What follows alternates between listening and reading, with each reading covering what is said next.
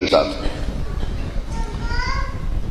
کسی کے گھر میں اگر پرانی زنجیر ہو دادا کی زمانے کی لگانے والی، بہت سے لوگ تبرکن رکھے ہوئے ہوں گے آج بھی، جو مثلا 70-80 سال کے امام باڑوں میں یہ دادا لگاتے تھے، پردادا لگاتے تھے. اگر پرانی زنجیر لائی جائے تو آپ دیکھیے گا کہ پرانی زنجیروں میں زنجیر لمبی ہوتی تھی اور چھریاں چھوٹی چھوٹی ہوتی تھی. اگر کوئی پرانی زنجیر کسی نے دیکھا ہوگا تو ہمیں میری تصدیق کرے گا. بہت چھوٹی چھوٹی چھریاں ہوتی تھی، اس میں لمبی لمبی زنجیر ہوتی تھی. جب یہ زنجیر لگاتا تھا اس کی ہلکی سی سکن کٹتی تھی، سرخی آ جاتی تھی، تھوڑی سی سکن کٹ جاتی تھی، اور اس کے بعد گلاب ڈال دیا جاتا. 2 گھنٹے کے بعد یہ لڑکا پھر اس لائق ہوتا تھا کہ مسجد میں کھڑا تکبیر کہنے کے لیے. پھر وہ اس لائق ہوتا تھا کہ دوبارہ جا کے مسجد میں ادھر مؤذن نے کہا اس سے پہلے وہ ریڈی ہے نماز کے لیے، اس کے خون بلڈ بھی رک گئے. ٹھیک ہے، تو مجھے کہنے دیجئے، کل کی چھریاں چھوٹی تھیں لیکن ان کا کردار بہت بلند تھا. ان کا کردار بہت بلند تھا. مرجع نے کہا اس سے کوئی نقصان بھی نہیں، عقیدت کو ٹھیس بھی نہیں پہنچ رہی تو لگانے دو. زمانہ بدلتا گیا، ہمارے کردار کم ہوتے چلے گئے، عبادات سے دور ہوتے چلے گئے، چھریوں نے تلوار کی جگہ لے لی. چھری جگہ لے لی. اب آپ ہم سے مت پوچھئے گا کل کا خاموش کیوں تھا، آج کیوں بول رہا ہے. اس لیے کہ آج والا دیکھ رہا کہ میرے جوان ضائع ہو جائیں گے. صلوات پڑھیں محمد والے محمد پہ.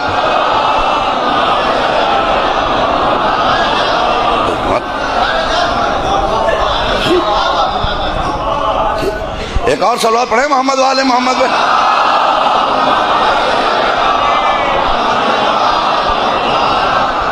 ہاتھ کے جوان میرا ضائع ہو جائے گا. اس نے کہا پلیز اسٹاپ، خوب ادا کرو، فرش ادا میں کمی نہ کرو، خوب ماتم کرو، لیکن اس سے پرہیز کرو.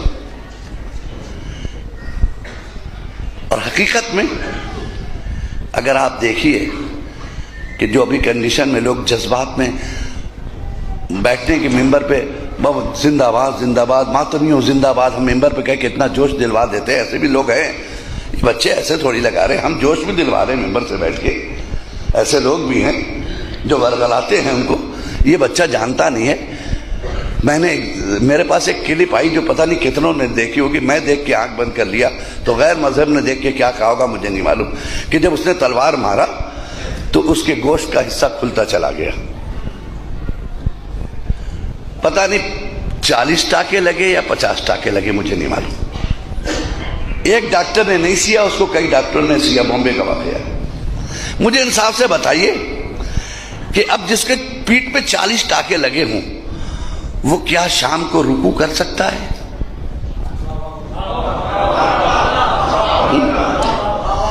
کیا یہ شام کو وہ کام کر سکتا ہے جس کے لیے علی اصغر نے خون بہایا ہے؟ کیا یہ شام تک اس لائق ہو جائے گا کہ علی اکبر نے جس کے لیے سینے پہ برچھی کھائی ہے اس نماز تک پہنچ سکے؟ نہیں پہنچ سکتا نا. تو اس کا مطلب ہے کہ وہ کون سی سنت ہے جو تمہیں واجب سے روک رہی ہے؟ صلوات پڑھیں محمد والے محمد پہ.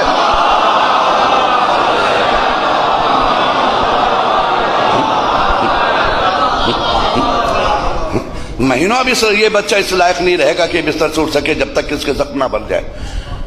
مولا یہ اس کے کاندھے پہ اس کی بیوی بچوں کی ذمہ داری نہیں ہے، اور اگر شادی نہیں کیا تو بوڑھے باپ کی ذمہ داری نہیں ہے، اور اگر دونوں چیزیں نہیں ہیں تو اسلام کی ذمہ داری نہیں ہے.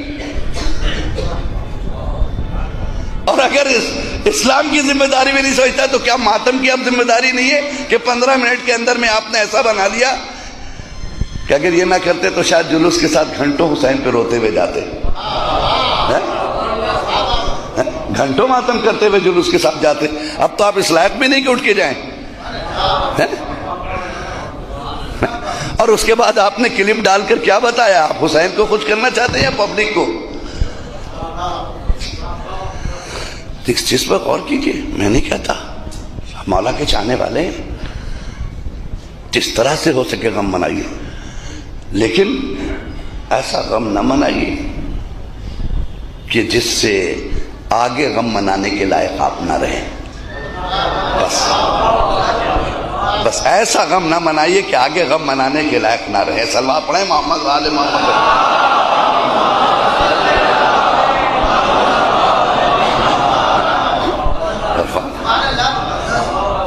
بس میں یہی جملہ کہوں گا، اس سے زیادہ نہیں، اس سے بہتر شاید جملہ بھی نہیں ہوگا کہ جو میں نے آپ کے سامنے ادا کیا. ایسا غم نہ منائیں کہ آگے غم منانے کے لائق،